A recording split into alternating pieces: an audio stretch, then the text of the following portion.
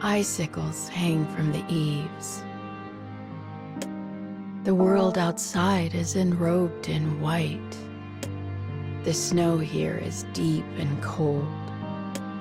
The trees, bushes, and grasses all lie buried, silently waiting for the arrival of spring.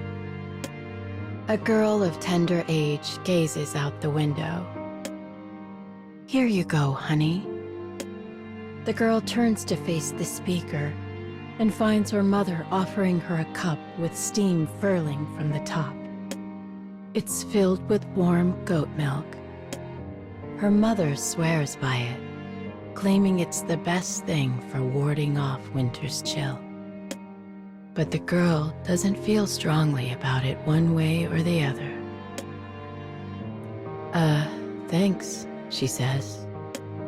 She accepts the cup from her mother and returns her attention to the outside world, taking small sips now and then.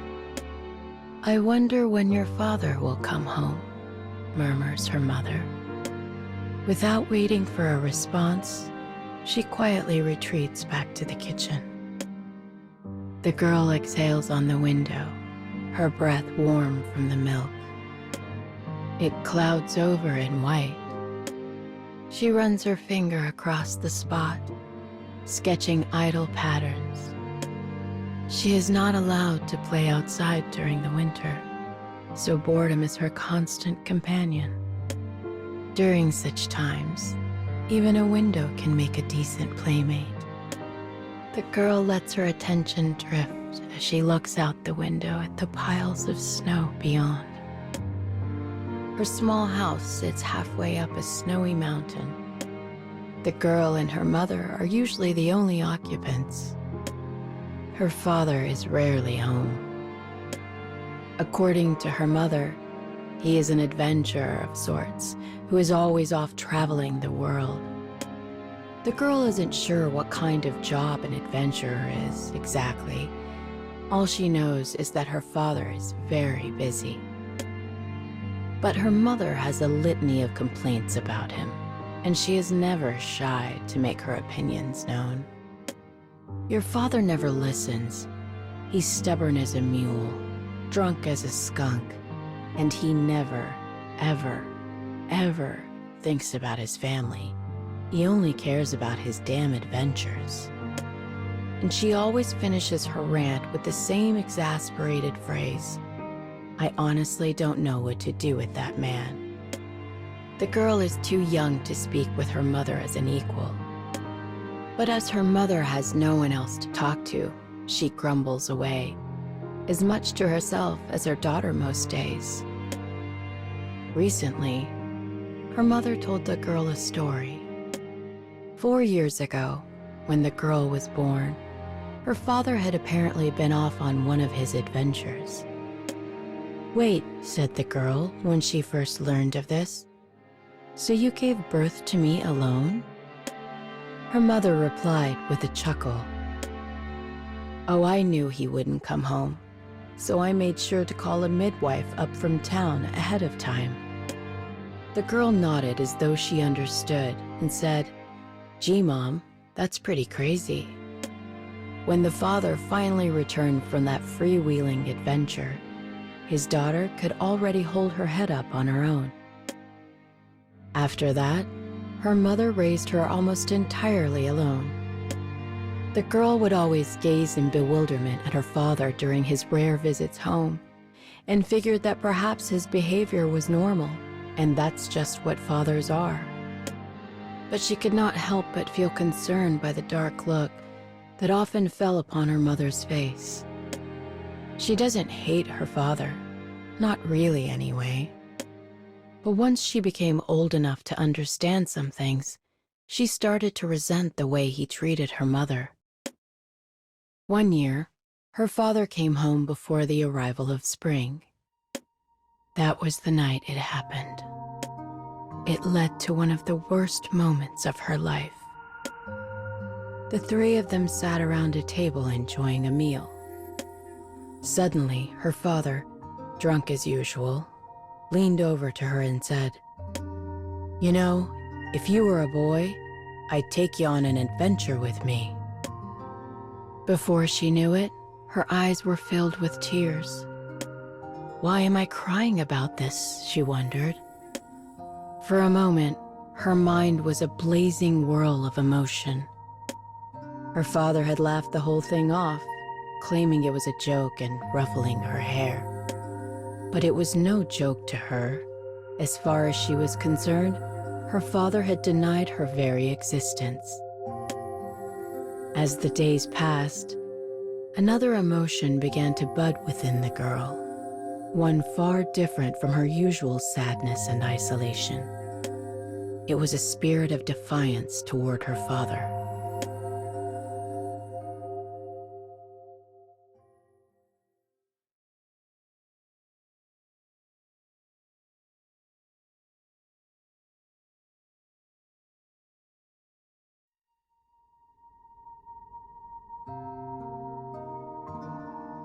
"You know, if you were a boy, I'd take you on an adventure with me." 2 years have passed since her father hollowed out her heart. Though she is older now, she still lives alone with her mother. Her father continues to live his life of freedom, stumbling home whenever the mood strikes. Why does Dad like adventures so much? Why does Dad think they're more important than Mom? Why does Dad hate me? These questions often enter the girl's mind before she falls asleep. But one of her lean years can never find the answer. Eventually, as always, her father wanders home. When he crashes through the door, he hands over all sorts of random articles to her mother. They're a mix of strange statues, odd flowers, and a dozen other useless trinkets, but he refers to them proudly as his spoils. "Sell them for money," her father says proudly, but the girl knows from her mother that his spoils are near to worthless. In the end, her mother always paid their living expenses by knitting clothes and gloves and selling them in town. But of course, her father has no idea. She asked her mother once why she didn't tell her father this, and she just shook her head. Those spoils are important to him. If he ever realized they were junk, it would make him terribly upset. After handing over his most recent spoils, her father gulps down strong alcohol with dinner. Though he is usually silent on his first night back, this time he gleefully spins tales of his adventures. Ever since the incident of 2 years ago, the girl had avoided her father when he drank. She couldn't bear having him say something so cruel again. That's why she rarely hears his adventuring tales directly. But his booming voice is impossible to avoid in the small house, and it reaches her as she lies in bed. He raves about fighting a ferocious beast in a scorching volcano, claims to have discovered ancient ruins in a deep wood, and weaves a tale of a titan's mirage in a land of illusion. "Bet I would love these stories if I was a boy," mutters the girl. Annoyed, she closes her eyes and waits for sleep. She occasionally hears her mother make indistinct noises to indicate she's following along, either because she's used to such stories after all the years, or because she's simply tired of hearing them. Soon, her parents start to argue. This is another part of his coming home routine. The cause of their argument is always some trivial matter, mostly involving a supposed hurt suffered by her father. "Are you even listening to me? This is important." Things like that. Yet to a child, every argument is a new round of pain. Whenever he starts yelling, she feels such empathy for her mother that her entire soul is plunged into a whirlpool of fear and unease. She pulls her blanket over her head and wraps it tight around her ears in an attempt to block out his drunken howls. I wish he'd never come home. Soon she hears her father yell, "Adventuring is my life, woman," followed by the familiar slam of a door. The argument had ended as it always did. With sleep miles away, the girl slips out of bed and makes her way to her mother, who is sitting silently at the kitchen table. "I'm okay, honey," she says with a slight smile. "Go back to bed." Relieved, the girl returns to her bedroom and quickly falls asleep. She thought her father might stick around for a bit this time, but he sets off again in the middle of the night. And she knows that when he returns, he'll cheerfully drink his favorite drinks, wolf down some food, and argue with her mother. The same pathetic pattern, an endless, worthless cycle. Why did he do the same thing over and over? And why did her mother put up with it? She did not understand at first. One day, the mother said to the girl, "That's just who your father is." To the girl, it looked as though her mother was forcing a smile. The girl eventually summed it up in a single thought. "I guess that's just what it's like to be married."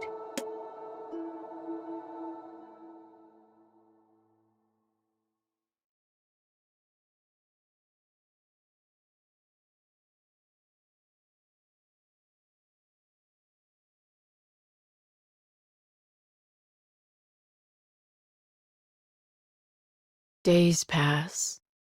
Months pass. How many winters has it been now? As always, she drinks her warm goat milk and stares out the window at nothing of particular importance.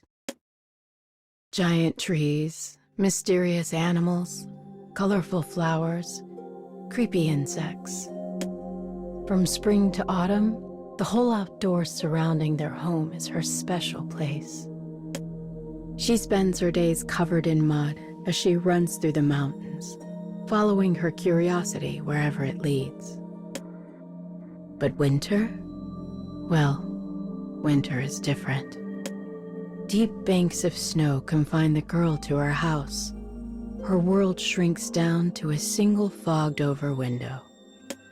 She hates winter. She hates it with all that she is. This winter, her mother is nearing full term with her second child. But her father is off wandering the world again, so the two of them are home alone.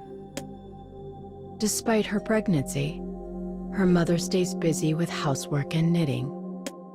The girl understands this is what supports them both, and does her best to play alone and out of the way.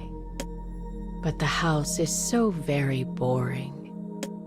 Lately, she's been whittling herself small toys out of wood, but that can only pass the time for so long. Today, the girl simply sits and waits for the day to end. Eventually, her gaze leaves the window and wanders about. This room, with a large table and fireplace, is where she and her mother, and occasionally her father, take their meals. Bottles of her father's drinks sit in a row on the mantel. They almost seem lonely, as if wondering why no one has yet popped their corks to enjoy the wonders within. In the kitchen, something bubbles merrily away. Her mother is preparing dinner. Though there is still milk in her cup, she sets it on the table and wanders off to find a different room to play in. Sadly, the house is not very large. She arrives at her destination within seconds. A tired wooden door stands before her. And on the other side is a mystery. Boredom has made the girl bold. This is the only room in the house she has never seen. It is her father's room. He has forbidden anyone else from entering it. "I have important things in there," he often said. and I don't need you fiddling around." "He is definitely hiding something," says the girl to no one. She feels years of defiance and resentment boiling up, and suddenly wants to open that door more than anything. But if her mother catches her, she will be very upset. Her mother takes promises with her father seriously, after all. That was why she snuck past her mother in the kitchen and approached the door on feet as quiet as a cat. Before her, a door. Behind it, a space for her father alone. She can hear her own heartbeat. Sweat glistens on her palms. She is nervous about disobeying her father, but also about learning his secrets. Finally, the girl pushes the ill-fitted wooden door ajar, slips through the gap, and closes it behind her. The room is silent in the absence of its owner. It is also exceedingly plain, with only a bed, a desk, and a small assortment of adventuring tools. She begins her exploration at the desk. It is covered with a messy stack of papers. There is a date scrawled on each. The girl flips through the papers idly. They are records of his adventures. The rough handwriting belies the fact he wrote them all himself. Each story tells of dangers faced on his travels, of moments that mark the line between life and death. They tell what he thought, what he did, and how he felt. They also speak of all the marvelous sights he has seen. They're so detailed, it's like the girl is there with him. She digs deeper and deeper into the pile before finally reaching the bottom, where she finds a paper from one year in particular, the year she was born. She opens the record and begins to read, and as she does, her heart leaps into her throat.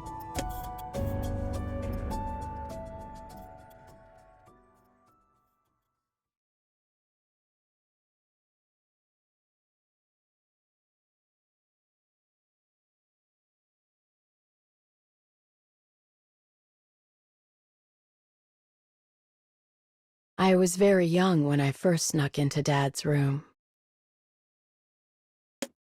He had a pile of writings there, but one in particular spoke to me. The date on the cover was from the year I was born. My name was written at the top, and below that was paragraph after paragraph of kind words for his beloved child. I'd often doubted he even remembered me at all, so I held it tight and read furiously. I want to show my beloved daughter all the secrets that slumber in this wide, wide world. I want to prove to her that I have lived, and I want her to know how so very beautiful the world can be. That's why I'm writing down my adventures starting today, so that someday she can know all this for herself. My only wish is that her life be filled with joy and wonder. I would give anything for that. Dad was a large, loud, awkward man, and he was terrible at expressing his feelings, especially love. But in that moment, I suddenly understood him. The date on that entry was 3 months after my birthday. Mom told me he was off adventuring the day I was born. He must have written it when he came back. That's just the kind of man he was. After that, my impression of him changed.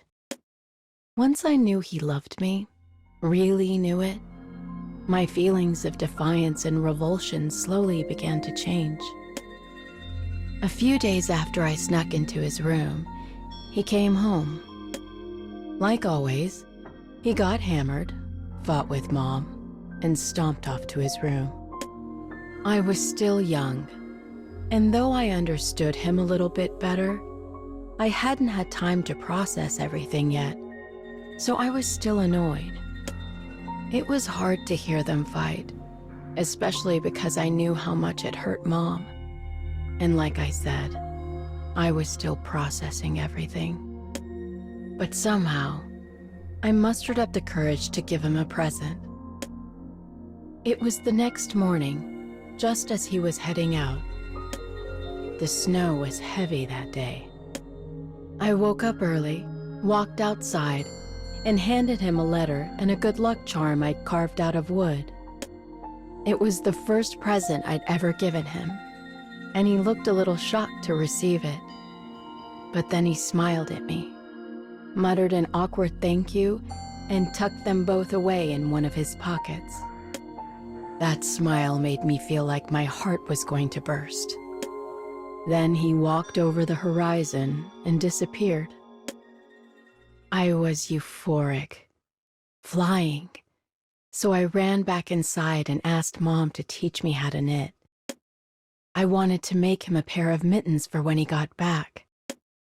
I'd never given a damn about knitting before, but now making something nice for Dad was all I could think about. Maybe I thought it would make up for all the coldness I'd shown him over the years. Unfortunately, I was never able to give him those mittens, because after he left that day, he never came back. I've been waiting for 10 years now. You're back, you're back. Tell me a story, an adventure story. When I open the door and enter the house, my little brother runs up and attaches himself to my leg.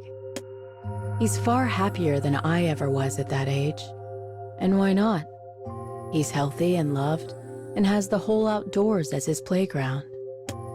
But unlike me, all he knows about Dad are his stories. I'm gonna be an adventurer just like you, sis. I now travel the world as a fledgling adventurer. And on the occasions I make it home, I always make sure to spin my brother a tale or three. The records my father left behind are my most precious treasures. Mom was beside herself when I told her I was going to be an adventurer, but she eventually came around. You can only fight what's in your blood for so long, you know? I still remember what Dad said that night. You know, if you were a boy, I'd take you on an adventure with me. I hated him in that moment, and it took a long, long time for that hate to finally drain away. And while I couldn't express what I felt when I was a kid, I can put it into words now. He was wrong. I knew he was wrong, and I wanted him to admit it. So I'm going to prove to him that a woman can be just as skilled an adventurer as any man. I guess I really am his daughter, huh? Anyway, if I ever find him out there in this great wide world, I'll do what Mom would do and give him holy hell. And each time I set out for some new and unseen land, I pray this is the time where it will finally happen. And of course, I always carry the mittens. You know, just in case.